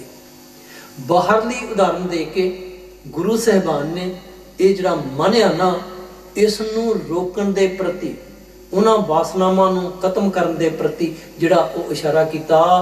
ਕਹਿੰਦੇ ਜਿਸ ਤਰ੍ਹਾਂ ਇੱਕ ਜ਼ਿਮੀਂਦਾਰ ਭਰਾ ਜੋਬਨ ਕੂਪ, ਕੂਪ ਕਹਿੰਦੇ ਖੂਹ ਨੂੰ, ਜੋਬਨ ਤੋਂ ਪਾਪ ਜੋੜਨਾ, ਜੋਬਨ ਕੂਪ ਸਿੰਜਨ ਕੋ ਬਸਦਾ, ਬਸਦਾ ਕਹਿੰਦੇ ਧਰਤੀ ਨੂੰ, ਸਿੰਜਨ ਪਾਪ ਸਿੰਚਾਈ ਕਰਨ ਦੇ ਲਈ। ਪੁਰਾਣੇ ਸਮੇਂ ਦੇ ਵਿੱਚ ਆਪਾਂ ਨੂੰ ਪਤਾ ਹੁੰਦਾ ਕੀ ਸੀ ਕਿ ਜ਼ਮੀਨ ਦੀ ਸਿੰਚਾਈ ਜਿਹੜੀ ਆ ਨਾ ਉਹ ਖੂਹ ਦੇ ਨਾਲ ਕੀਤੀ ਜਾਂਦੀ ਸੀ। ਗੁਰੂ ਸਾਹਿਬਾਨ ਨੇ ਸ਼ਬਦ ਉੱਥੋਂ ਲੈ ਕੇ ਆਂਦਾ, ਜੋ ਵੇ ਕੂਪ ਸਿੰਜਨ ਕੋ ਬਸਦਾ, ਉੱਠ ਬੈਲ ਗਏ ਚਰ ਪੇ। ਕਹਿੰਦੇ ਹੋਇਆ ਕਿ ਵੀ ਉਹ ਜ਼ਿਮੀਂਦਾਰ ਭਰਾ ਨੇ ਖੂਹ ਜੋੜਿਆ, ਵੇਲਾਂ ਜਿਹੜੀਆਂ ਸਨ ਉਹਨਾਂ ਨੂੰ ਪਾਣੀ ਦਿੱਤਾ, ਤੇ ਜਿਸ ਸਮੇਂ ਉਹ ਵੇਲਾਂ ਜਿਹੜੀਆਂ ਸਨ ਉਹਨਾਂ ਨੂੰ ਪਾਣੀ ਦਿੱਤਾ ਗਿਆ ਨਾ, ਤੇ ਫਿਰ ਕਹਿੰਦੇ ਬਈ ਉਸਨੇ ਜਿਹੜੇ ਬਲਦ ਸਨ ਖੂਹ ਦੇ ਨਾਲ ਜੋੜੇ, ਉਹਨਾਂ ਨੂੰ ਕਹਿੰਦੇ ਖੁੱਲਾ ਛੱਡ ਦਿੱਤਾ। ਹੋਇਆ ਕੀ, ਤੇ ਉਹ ਬਲਦ ਜਿਹੜੇ ਸਨ ਸਾਰੀਆਂ ਵੇਲਾਂ ਜਿਹੜੀਆਂ ਉਹ ਚੜ ਗਏ। ਇਹ ਆ ਇੱਕ ਬਾਹਰਲੀ ਉਦਾਹਰਨ। ਆਪਾਂ ਵਿਚਾਰ ਕਰ ਰਹੇ ਹਾਂ ਆਤਮਾ ਦੇ ਪ੍ਰਤੀਕ। ਕਹਿੰਦੇ ਹੋਇਆ ਕੀ, ਕਹਿੰਦੇ ਜੀ ਉਹ ਬਲਦ ਜਿਹੜੇ ਸਨ ਉਹ ਵੇਲਾਂ ਨੂੰ ਖਾ ਗਏ। ਕਹਿੰਦੇ ਕਰਨਾ ਕੀ ਸੀ, ਬਾਹਰਲੀ ਉਦਾਹਰਨ ਦੇ ਕੇ ਆਪਾਂ ਸਪਸ਼ਟ ਕਰ ਸਕਦੇ ਹਾਂ। ਗੁਰੂ ਘਰਾਂ ਦੇ ਵਿੱਚ ਗਏ ਤੇ ਜੇਕਰ ਵੀ ਫਿਰ ਉੱਥੋਂ ਆਪਾਂ ਵੀ ਲੈ ਕੇ ਆ ਗਏ, ਤੇ ਫਿਰ ਜਿਹੜੀ ਆ ਉਹ ਬਲਦ ਦੇ ਵੇਲਾਂ ਖਾਣ ਵਾਲੀ ਗੱਲ ਜਿਹੜੀ ਉਹ ਇਸ ਇਨਸਾਨ ਦੇ ਅੰਦਰ ਜਿਹੜੀ ਉਹ ਪੈਦਾ ਹੋ ਜਾਏਗੀ। ਹੋਰ ਜਗ੍ਹਾ ਤੇ ਫਰਮਾਇਆ ਗੁਰੂ ਸਾਹਿਬਾਨ ਨੇ ਬਾਣੀ ਦੇ ਅੰਦਰ, ਕਹਿੰਦੇ ਕਰਨਾ ਕੀ ਸੀ, ਕਹਿੰਦੇ ਦਿਲ ਦਰਬਾਨੀ ਜੋ ਕਰੇ ਦੱਸਿਆ। ਕਹਿੰਦੇ ਜੀ ਆਤਮਾ ਉਸਦੇ ਘਰ ਪਹੁੰਚ ਜਾਵੇਗੀ। ਕਹਿੰਦੇ ਆਹ ਚੀਜ਼ ਆਪਾਂ ਨੂੰ ਮੰਨਣ ਵਿੱਚ ਲੈ ਆਉਣੀ ਚਾਹੀਦੀ। ਕਹਿੰਦੇ ਦਰਬਾਨੀ ਕਰਨੀ ਪਵੇਗੀ, ਗੁਰੂ ਦੀ ਕੱਢੀ ਹੋਈ ਲਕੀਰ ਜਿਹੜੀ ਕਹਿੰਦੇ ਉਸ ਦੇ ਉੱਪਰ ਚੱਲਣਾ ਪਵੇਗਾ। ਜੇਕਰ ਇਹ ਇਨਸਾਨ ਨਹੀਂ ਚੱਲੇਗਾ ਨਾ, ਤੇ ਇਸ ਦੀ ਆਤਮਾ ਜਿਹੜੀ ਆ ਇਹ ਉਸ ਮਾਲਕ ਦੇ ਘਰ ਦੇ ਜਿਹੜੀ ਉਹ ਨਹੀਂ ਪਹੁੰਚ ਸਕਦੀ। ਕੀ ਫਰਮਾਇਆ, ਕਹਿੰਦੇ ਦਿਲ ਦਰਬਾਨੀ ਜੋ ਕਰੇ, ਚਾਹੇ ਹਿੰਦੂ ਆ, ਚਾਹੇ ਸਿੱਖ ਆ, ਇਸਤਰੀ ਆ, ਪੁਰਸ਼ ਆ। ਕਹਿੰਦੇ ਜਿਸਨੇ ਵੀ ਆਪਣੇ ਦਿਲ ਦੀ ਦਰਬਾਨੀ ਕੀਤੀ, ਦਰਬਾਨੀ ਕਹਿੰਦੇ ਜੀ ਚੌਕੀਦਾਰੀ ਨੂੰ। ਕਹਿੰਦੇ ਅਸਲ ਵਿੱਚ ਕਹਿੰਦੇ ਇਹ ਸਿਸਟਮ ਇਸ ਤਰ੍ਹਾਂ ਚੱਲੇਗਾ ਕਿ ਵੀ ਪਰਹੇਜ਼ ਰੱਖਣਾ ਪਵੇਗਾ। ਜੇਕਰ ਆਪਾਂ ਪਰਹੇਜ਼ ਨਹੀਂ ਰੱਖਿਆ, ਗੁਰੂ ਦੀ ਕੱਢੀ ਹੋਈ ਲਕੀਰ ਜਿਹੜੀ ਉਸ ਦੇ ਉੱਪਰ ਨਹੀਂ ਚੱਲੇ, ਤੇ ਇਹ ਪ੍ਰੋਸੈਸ ਜਿਹੜਾ ਰਸਤਾ ਜਿਹੜਾ ਉਹ ਤੈਅ ਨਹੀਂ ਹੋ ਸਕੇਗਾ। ਦਿਲ ਦਰਬਾਨੀ ਜੋ ਕਰੇ, ਦਰਵੇਸੀ ਦਿਲ ਰਾਸ। ਦਰਵੇਸੀ ਕਹਿੰਦੇ ਆਪਾਂ ਦਿਲ ਰਾਸ, ਕਹਿੰਦੇ ਜਿਸ ਰਾਹ ਤੇ ਚੱਲਣਾ ਉਸ ਲਕੀਰ ਦੀ ਗੱਲ। ਕਹਿੰਦੇ ਇਸ਼ਕ ਮੁਹੱਬਤ ਨਾਨਕਾ ਲੇਖਾ ਕਰਤੇ ਪਾਸ। ਕਹਿੰਦੇ ਜਿਸ ਤਰ੍ਹਾਂ ਉਸ ਦੇ ਨਾਲ ਪਿਆਰ ਕਰਨਾ ਆਪਾਂ ਸਿੱਖ ਜਾਈਏ, ਕਹਿੰਦੇ ਫਿਰ ਉਹ ਆਪਣਾ ਜਿਹੜਾ ਪਿਆਰ ਆ ਨਾ, ਫਿਰ ਉਹ ਉਸ ਦੀ ਜਿਹੜੀ ਔਲਾਦ ਰੱਖੇਗਾ। ਇਸ ਕਰਕੇ ਆਪਾਂ ਵਿਚਾਰ ਕਰ ਰਹੇ ਕਿ ਬਈ ਉਹ ਜਿਹੜੀ ਸਿਮਰਨ ਦੀ ਗੱਲ ਆਪਾਂ ਕਰ ਰਹੇ ਹਾਂ, ਆਪਾਂ ਉਸ ਚੀਜ਼ ਦੀ ਆਪਾਂ ਗੱਲ ਕਰ ਰਹੇ ਹਾਂ ਕਿ ਵੀ ਸਿਮਰਨ ਇੱਕ ਇਹੋ ਜਿਹੀ ਚੀਜ਼ ਆ ਜਿਹੜੀ ਇਸ ਇਨਸਾਨ ਨੂੰ ਉਸ ਮਾਲਕ ਦੇ ਘਰ ਤੱਕ ਜਿਹੜੀ ਉਹ ਲਿਜਾ ਸਕਦੀ। ਜਿਸ ਤਰ੍ਹਾਂ ਭਗਵਾਨ ਵਾਲਮੀਕ ਜੀ ਨੇ ਆਪਣੀ ਬਾਣੀ ਦੇ ਅੰਦਰ ਜ਼ਿਕਰ ਕੀਤਾ, ਇਸੇ ਤਰ੍ਹਾਂ ਪੰਜਵੇਂ ਪਾਤਸ਼ਾਹ ਸ੍ਰੀ ਗੁਰੂ ਅਰਜਨ ਦੇਵ ਜੀ ਨੇ ਇੱਕ ਜਗ੍ਹਾ ਤੇ ਜ਼ਿਕਰ ਕੀਤਾ ਜੀ। ਕਹਿੰਦੇ ਉਡ ਆਵੇ ਸਹਿ ਕੋਸਾਂ। ਇੱਕ ਕੂੰਜ ਦੀ ਉਦਾਹਰਨ ਦੇ ਕੇ ਆਪਾਂ ਨੂੰ ਸਮਝਾ ਰਹੇ ਪੰਜਵੇਂ ਪਾਤਸ਼ਾਹ ਮਹਾਰਾਜ ਜੀ, ਉਡ ਆਵੇ ਸਹਿ ਕੋਸਾਂ। ਕੋਸਾਂ ਤੋਂ ਭਾਵ ਕੋ, ਸਹਿ ਤੋਂ ਭਾਵ ਸੈਂਕੜੇ। ਕਹਿੰਦੇ ਇੱਕ ਜਿਸ ਤਰ੍ਹਾਂ ਕੂੰਜ ਆ ਨਾ, ਆਪਾਂ ਨੂੰ ਪਤਾ ਕਿ ਜਿਸ ਸਮੇਂ ਸਤੰਬਰ ਅਕਤੂਬਰ ਦੇ ਵਿੱਚ ਬਰਫ਼ਾਂ ਪੈ ਜਾਂਦੀਆਂ, ਤੇ ਫਿਰ ਇਹ ਕੂੰਜ ਕੀ ਕਰਦੀ, ਕਹਿੰਦੇ ਜੀ ਇਹ ਉਸ ਬਰਫ਼ ਦੇ ਵਿੱਚੋਂ ਜਿਹੜੀ ਆਪਣਾ ਰਸਤਾ ਜਿਹੜਾ ਨਾ ਉਹ ਖੁਸ਼ਕੀ ਦੀ ਤਰਫ, ਪਾਵਨ ਮੈਦਾਨਾਂ ਦੀ ਤਰਫ ਜਿਹੜਾ ਉਹ ਲੈ ਜਾਂਦੀ। ਸਿਮਰਨ ਦੀ ਗੱਲ ਕਰਦੇ ਹੋਏ ਪੰਜਵੇਂ ਪਾਤਸ਼ਾਹ ਮਹਾਰਾਜ ਜੀ ਨੇ ਆ ਬਾਣੀ ਦੇ ਅੰਦਰ ਇੱਕ ਜਗ੍ਹਾ ਤੇ ਜ਼ਿਕਰ ਕੀਤਾ ਜੀ। ਕਹਿੰਦੇ ਉਡ ਆਵੇ ਸਹਿ ਕੋਸਾਂ, ਤਿਸ ਪਾਛੇ ਬਛੜੇ ਸ਼ਰਿਆ। ਕਹਿੰਦੇ ਉਹ ਕੂੰਜ ਜਿਹੜੀ ਹੈ ਨਾ, ਪਹਾੜਾਂ ਦੇ ਵਿੱਚ ਬਰਫ਼ ਪੈਂਦੀ, ਲੇਕਿਨ ਉਸ ਦੇ ਅੰਡੇ ਜਿਹੜੇ ਆ ਨਾ ਉਹ ਪਹਾੜਾਂ ਦੇ ਵਿੱਚ ਦੇ ਕੇ ਆਉਂਦੇ। ਕਹਿੰਦੇ ਤਿੰਨ ਕਵਣ ਖਵਾਵੇ, ਕਵਨ ਚ ਗਾਵੇ ਮਨ ਮੈਂ ਸਿਮਰਨ ਕਰਿਆ। ਕਹਿੰਦੇ ਸਿਮਰਨ ਦੇ ਵਿੱਚ ਇਹ ਤਾਕਤ ਆ। ਕਹਿੰਦੇ ਅਸਲ ਵਿੱਚ ਜਦੋਂ ਉਹ ਅੰਡਿਆਂ ਦੇ ਵਿੱਚੋਂ ਬੱਚੇ ਨਿਕਲ ਜਾਂਦੇ, ਉਹਨਾਂ ਨੂੰ ਕੋਈ ਖਵਾਉਣ ਵਾਲਾ ਨਹੀਂ, ਉਹਨਾਂ ਨੂੰ ਕੋਈ ਚੋਗਾ ਦੇਣ ਵਾਸਤੇ ਨਹੀਂ ਜਾਂਦਾ, ਲੇਕਿਨ ਕਹਿੰਦੇ ਮਨ ਮੈਂ ਸਿਮਰਨ ਕਰਿਆ। ਕਹਿੰਦੇ ਉਹ ਜਿਸ ਸਮੇਂ ਉਸਨੇ ਸਿਮਰਨ ਕੀਤਾ ਨਾ, ਫਿਰ ਉਹ ਜਿਹੜੀ ਕੂੰਜ ਆ ਜਦੋਂ ਚੋਗਾ ਚੁਗਦੀ ਆ ਨਾ, ਤੇ ਫਿਰ ਉਹ ਆਪਣੇ ਬੱਚਿਆਂ ਦਾ ਜਿਹੜਾ ਉਹ ਸਿਮਰਨ ਕਰਦੀ, ਤੇ ਉਸ ਸਿਮਰਨ ਦੇ ਜਰੀਏ ਜਿਹੜਾ ਉਸ ਨੂੰ ਉਹਦੇ ਜਿਹੜੇ ਬੱਚੇ ਉਹਨਾਂ ਨੂੰ ਖੁਰਾਕ ਜਿਹੜੀ ਉਹ ਪਹੁੰਚ ਜਾਂਦੀ। ਸਤਿਗੁਰੂ ਕਬੀਰ ਸਾਹਿਬ ਮਹਾਰਾਜ ਜੀ ਨੇ ਵੀ ਇਸੇ ਚੀਜ਼ ਦੇ ਪ੍ਰਤੀ ਬਾਣੀ ਦੇ ਅੰਦਰ ਜ਼ਿਕਰ ਕੀਤਾ। ਕਹਿੰਦੇ ਕਬੀਰ ਚੁਗੇ ਚਿਤਾਰੇ ਪੀ ਚੁਗੇ। ਕਹਿੰਦੇ ਉਹ ਜਿਹੜੀ ਚਿਤਾਰੇ ਤੋਂ ਭਾਵ ਚੇਤਾ ਕਰਦੀ, ਕਬੀਰ ਚੁਗੇ ਚਿਤਾਰੇ ਪੀ ਚੁਗੇ, ਚੁਗ ਚੁਗ ਚਿਤਾਰੇ ਜੈਸੇ ਬਚੜੇ ਕੂੰਜ ਮਨ ਮਾਇਆ ਮਮਤਾ ਰੇ। ਇਸੇ ਤਰੀਕੇ ਦੇ ਨਾਲ ਮਹਾਤਮਾ ਆਪਾਂ ਨੂੰ ਦੱਸਦੇ ਕਿ ਬਈ ਇਹ ਅਪਾਰ ਰੂਪੀ ਸਮੁੰਦਰ ਜਿਹੜਾ, ਇਸ ਨੂੰ ਤਰਨ ਦਾ ਇੱਕੋ ਹੀ ਇੱਕ ਢੰਗ ਆ, ਇੱਕੋ ਹੀ ਇੱਕ ਤਰੀਕਾ ਕਿ ਬਈ ਆਪਾਂ ਆਪਣੇ ਅੰਦਰ ਜਿਹੜੇ ਉਹ ਗੁਣ ਪੈਦਾ ਕਰ ਲਈਏ। ਜੇਕਰ ਉਹ ਗੁਣ ਪੈਦਾ ਨਹੀਂ ਹੋਣਗੇ ਤੇ ਫਿਰ ਇਹ ਇਨਸਾਨ ਆਪਣੇ ਆਪ ਨੂੰ ਉਸ ਮਾਲਕ ਦੇ ਘਰ ਤੱਕ ਜਿਹੜਾ ਉਹ ਨਹੀਂ ਪਹੁੰਚਾ ਸਕਦਾ। ਕਿਤੇ ਕਿਤੇ ਮਹਾਤਮਾ ਨੇ ਬਾਣੀ ਦੇ ਅੰਦਰ ਉਸ ਚੀਜ਼ ਦੇ ਪ੍ਰਤੀ ਜ਼ਿਕਰ ਕੀਤਾ, ਜਿਸ ਤਰ੍ਹਾਂ ਭੈਣ ਜੀ ਪਹਿਲਾਂ ਜ਼ਿਕਰ ਕਰ ਗਏ ਕਿ ਮਕਾਨ ਦੀ ਜਿਹੜੀ ਉਸਾਰੀ ਹੈ ਨਾ, ਉਹ ਇੱਕ ਥੱਲੇ ਇੱਟ ਆ ਤੇ ਇੱਕ ਇੱਟ ਜਿਹੜੀ ਆ ਨਾ ਉਹ ਉੱਪਰ ਟੋਪ ਦੇ ਉੱਪਰ ਲੱਗੀ ਹੋਈ। ਲੇਕਿਨ ਮਹਾਤਮਾ ਸਿਰਫ ਸਾਨੂੰ ਦੱਸਣ ਦੇ ਲਈ ਇਸ ਚੀਜ਼ ਦੇ ਬਾਰੇ ਵਰਣਨ ਕਰਦੇ ਕਿ ਵੀ ਆਪਣੇ ਅੰਦਰ ਆਪਾਂ ਨੂੰ ਉਹ ਚੀਜ਼ ਜਿਹੜੀ ਹੈ ਨਾ ਉਹ ਪ੍ਰਗਟ ਜਿਹੜੀ ਉਹ ਕਰ ਲੈਣੀ ਚਾਹੀਦੀ। ਜਿਸ ਤਰ੍ਹਾਂ ਮਹਾਤਮਾ ਦੱਸਦੇ, ਸਤਿਗੁਰੂ ਕਬੀਰ ਸਾਹਿਬ ਮਹਾਰਾਜ ਦੀ ਬਾਣੀ ਦੇ ਵਿੱਚੋਂ ਉਹਨਾਂ ਨੇ ਇੱਕ ਉਦਾਹਰਨ ਦਿੱਤੀ ਕਿ ਸਤਿਗੁਰੂ ਕਬੀਰ ਸਾਹਿਬ ਮਹਾਰਾਜ ਜੀ ਨੇ ਬਾਣੀ 'ਚ ਕੀ ਲਿਖਿਆ। ਕਹਿੰਦੇ ਕਬੀਰ ਸਭ ਤੇ ਹਮ ਬੁਰੇ, ਹਮ ਤਜ ਭਲੋ ਸਭ ਕੋਏ, ਜਿਨ ਐਸਾ ਕਰ ਬੁਝਿਆ ਮੀਤ ਹਮਾਰਾ ਸੋ। ਵੱਖਰੇ ਵੱਖਰੇ ਮਹਾਤਮਾ ਨੇ ਬਾਣੀ ਦੇ ਅੰਦਰ ਆਪਾਂ ਨੂੰ ਉਹ ਗੁਣ ਜਿਹੜੇ ਉਹ ਧਾਰਨ ਕਰਨ ਦੀ ਗੱਲ ਕੀਤੀ। ਇਸੇ ਤਰ੍ਹਾਂ ਜਿਹੜਾ ਹੈਗਾ ਹੋਰ ਜਗ੍ਹਾ ਤੇ ਫਰਮਾਇਆ ਫਰੀਦ ਸਾਹਿਬ ਜੀ ਨੇ, ਫਰੀਦਾ ਥੀਓ ਪਵਾਈ ਦਾ ਜੇ ਸਾਈਂ ਲੋੜੇ ਸਭ, ਇੱਕ ਛਿੱਜਾ ਥੀਆ ਲਤਾੜੀਏ ਤਾਂ ਸਾਈਂ ਦੇ ਦਰ ਪੜੀਏ। ਸਿੱਖ ਧਰਮ ਦੇ ਵੇਦ ਵਿਆਸ ਜੀ ਨੇ ਆਪਣੀ ਬਾਣੀ ਦੇ ਅੰਦਰ ਇੱਕ ਜਗ੍ਹਾ ਤੇ ਜ਼ਿਕਰ ਕੀਤਾ ਜੀ। ਕਹਿੰਦੇ ਹਉ ਅਪਰਾਧੀ ਗੁਨਾਹਗਾਰ, ਹਉ ਬੇਮਖ ਮੁੰਦਾ, ਚੋਰ ਜਾਰ ਜਵਾਰੀਆ ਪਰ ਕਰ ਜੋ ਹੰਦਾ। ਨਿੰਦਕ ਦੁਸ਼ਟ ਹਰਾਮ ਖੋਰ, ਠੱਗ ਦੇਸ਼ ਠਗੰਦਾ। ਕਹਿੰਦੇ ਵਿਸ਼ਵਾਸ ਕਾਤੀ ਅਕਿਰਤ ਗਣ ਮੋਹ ਕੋ ਨਾ ਰਖੰਦਾ, ਸਿਮਰ ਮਰੀਦਾ ਟਾਡੀਆ ਸਤਿਗੁਰ ਬਖਸ਼ੰਦਾ।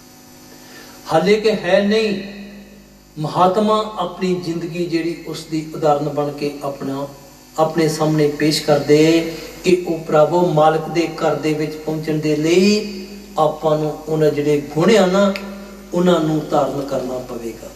ਜੇਕਰ ਉਹ ਗੁਣ ਜਿਹੜੇ ਇਸ ਇਨਸਾਨ ਨੇ ਧਾਰਨ ਨਹੀਂ ਕੀਤੇ ਤੇ ਫਿਰ ਇਹ ਇਨਸਾਨ ਉਸ ਮਾਲਕ ਦੇ ਘਰ ਵਿੱਚ ਜਿਹੜਾ ਉਹ ਨਹੀਂ ਪਹੁੰਚ ਸਕੇਗਾ। ਇਸ ਕਰਕੇ ਧਾਰਮਿਕ ਗ੍ਰੰਥਾਂ ਦੇ ਅੰਦਰ ਉਹਨਾਂ ਗੁਣਾਂ ਦੀ ਜਿਹੜੀ ਆਪਾਂ ਵਿਆਖਿਆ ਕਹਿ ਸਕਦੇ, ਉਹਨਾਂ ਗੁਣਾਂ ਨੂੰ ਲਿਖਤੀ ਰੂਪ ਵਿੱਚ ਉਹਨਾਂ ਨੇ ਦਿੱਤਾ। ਗੁਰੂ ਨੇ ਇੱਕ ਲਕੀਰ ਕੱਢ ਦਿੱਤੀ।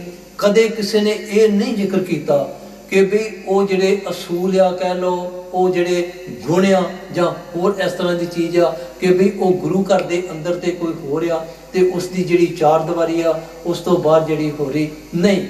ਇਸੇ ਕਰਕੇ ਬਾਣੀ ਦੇ ਅੰਦਰ ਆਪਾਂ ਨੂੰ ਇਸ ਚੀਜ਼ ਦੇ ਬਾਰੇ ਇਸ਼ਾਰਾ ਮਿਲੇਗਾ ਕਿ ਇਨਸਾਨ ਨੂੰ ਪਤਾ ਲੱਗਣਾ ਚਾਹੀਦਾ ਕਿ ਵੀ ਕਿਹੜੇ ਗੁਣਾਂ ਨੂੰ ਧਾਰਨ ਕਰਨ ਦੇ ਨਾਲ ਇਹ ਇਨਸਾਨ ਉਸ ਮਾਲਕ ਦੇ ਘਰ ਤੱਕ ਜਿਹੜਾ ਉਹ ਪਹੁੰਚ ਸਕਦਾ। ਭਾਈ ਸਾਹਿਬ ਜੀ, ਆਪ ਜੀ ਨੇ ਕਾਫੀ ਵਿਸਥਾਰ ਵਿੱਚ ਜ਼ਿਕਰ ਕੀਤਾ ਕਿ ਇਸ ਇਨਸਾਨ ਦੀ ਜ਼ਿੰਦਗੀ ਦੀਆਂ ਦੋ ਮੰਜ਼ਿਲਾਂ ਆਖੀਆਂ ਜਾ ਸਕਦੀਆਂ ਹਨ।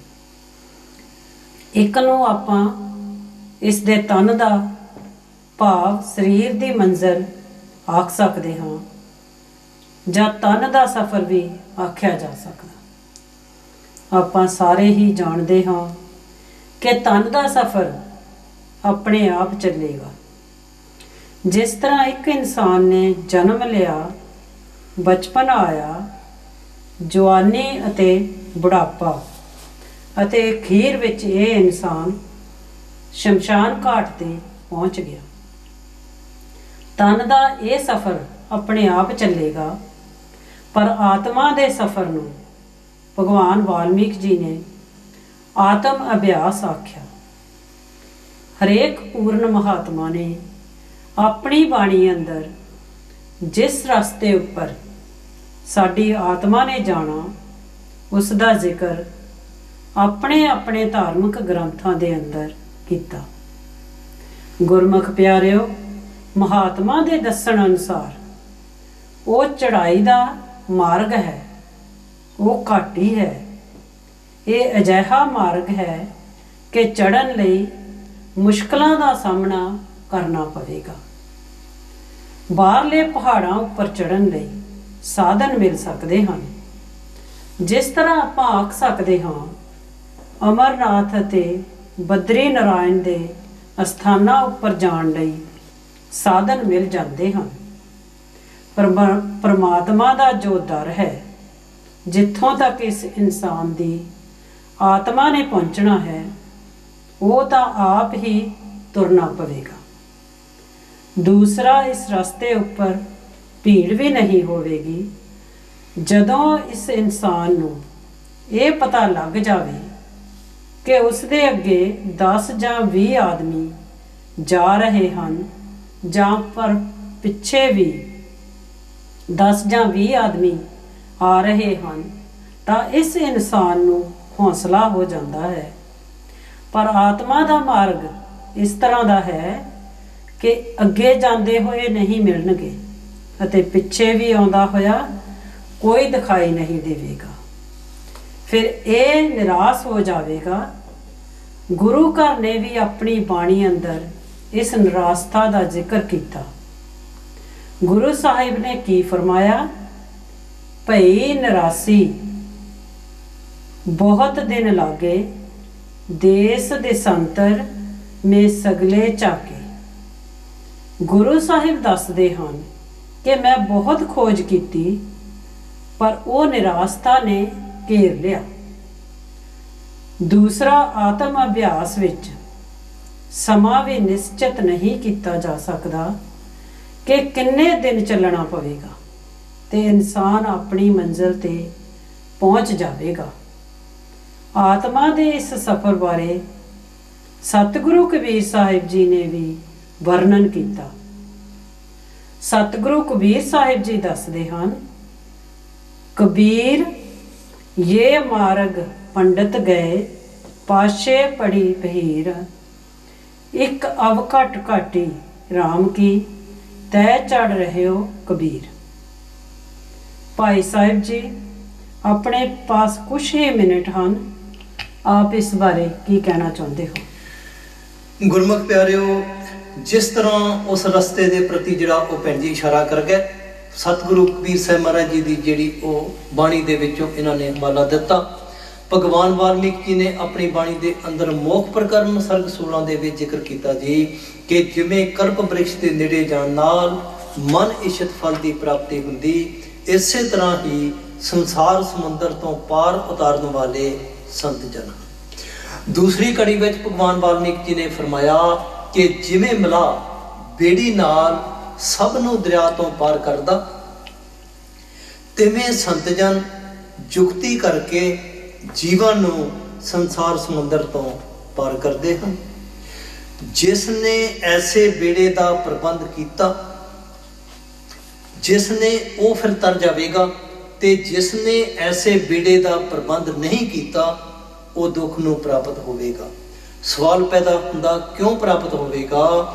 ਇਸ ਕਰਕੇ ਪ੍ਰਾਪਤ ਹੋਵੇਗਾ ਕਿ ਉਸ ਬੇੜੇ ਦੇ ਵਿੱਚ ਜਿਹੜੇ ਉਹ ਅਨੇਕਾਂ ਤਰ੍ਹਾਂ ਦੇ ਜਿਹੜੇ ਉਹ ਛੇਕ ਆ, ਭਗਵਾਨ ਵਾਲਮੀਕ ਜੀ ਨੇ ਆਪਣੀ ਬਾਣੀ ਦੇ ਅੰਦਰ ਜ਼ਿਕਰ ਕੀਤਾ, ਤੇ ਉਸੇ ਚੀਜ਼ ਨੂੰ ਸਤਿਗੁਰੂ ਕਬੀਰ ਸਾਹਿਬ ਮਹਾਰਾਜ ਜੀ ਨੇ ਆਪਣੀ ਬਾਣੀ ਅੰਦਰ ਜ਼ਿਕਰ ਕੀਤਾ। ਕਬੀਰ ਬੇੜਾ ਜਰਜਰਾ, ਫੂਟੇ ਛੇਕ ਹਜ਼ਾਰ, ਹਰਵੇ ਹਰਵੇ ਦਰ ਗਏ, ਡੂਬੇ ਜਿਨ ਸਿਰ ਪਾ। ਇਸ ਕਰਕੇ ਗੁਰਮੁਖ ਪਿਆਰਿਓ, ਬਾਣੀ ਆਪਾਂ ਨੂੰ ਕੀ ਇਸ਼ਾਰਾ ਕਰਦੀ? ਭਗਵਾਨ ਵਾਲਮੀਕ ਜੀ ਦੀ ਬਾਰੀ ਕਰਮਕਾਂਡ ਤੋਂ ਨਿਕਲਣਾ ਪਵੇਗਾ। ਆਤਮ ਅਭਿਆਸ ਦੀ ਜਿਹੜੀ ਆਪਾਂ ਨੂੰ ਉਹ ਗੱਲ ਕਰਨੀ ਪਵੇਗੀ। ਗੁਰਮੁਖ ਪਿਆਰਿਓ, ਕਿਸੇ ਵੀ ਚੀਜ਼ ਦੀ ਮਹਾਨਤਾ ਉਸ ਦੀ ਸਮਝ ਉੱਪਰ ਖੜੀ ਹੈ। ਜੇਕਰ ਭਗਵਾਨ ਵਾਲਮੀਕ ਜੀ ਦੀ ਬਾਣੀ ਆਪਣੀ ਸਮਝ ਵਿੱਚ ਨਹੀਂ ਪਈ ਤਾਂ ਫਿਰ ਆਪਾਂ ਇਸ ਬਾਣੀ ਤੋਂ ਪੂਰਾ ਫਾਇਦਾ ਨਹੀਂ ਉਠਾ ਸਕਦੇ। ਜਿਸ ਤਰ੍ਹਾਂ ਆਪਾਂ ਸਾਰੇ ਹੀ ਜਾਣਦੇ ਹਾਂ ਕਿ ਸਮੁੰਦਰ ਦੀ ਤਹਿ ਵਿੱਚ ਅਨੇਕਾਂ ਤਰ੍ਹਾਂ ਦੇ ਹੀਰੇ ਅਤੇ ਜਵਾਹਰਾਤ ਹਨ ਅਤੇ ਉਹਨਾਂ ਨੂੰ ਪ੍ਰਾਪਤ ਕਰਨ ਲਈ ਸਮੁੰਦਰ ਦੀ ਡੂੰਘਾਈ ਵਿੱਚ ਜਾਣਾ ਪਵੇਗਾ। ਇਸੇ ਤਰ੍ਹਾਂ ਹੀ ਮਹਾਤਮਾ ਨੇ ਬਾਣੀ ਨੂੰ ਸਮੁੰਦਰ ਆਖਿਆ। ਸਾਰ ਵਸਤੂ ਲੱਭਣ ਲਈ ਬਾਣੀ ਰੂਪੀ ਸਮੁੰਦਰ ਦੀ ਡੂੰਘਾਈ ਵਿੱਚ ਜਾਣਾ ਪਵੇਗਾ। ਭਗਵਾਨ ਵਾਲਮੀਕ ਜੀ ਦਇਆ ਕਰਨ, ਮਿਹਰ ਕਰਨ। ਸਤਿਗੁਰੂ ਪਿਆਰੀ ਸਾਧ ਸੰਗਤ ਜੀ, ਭਗਵਾਨ ਵਾਲਮੀਕ ਜੀ ਕੀ ਜੈ। ਜੈ ਗੁਰੂਦੇਵ, ਧੰਨ ਗੁਰੂ।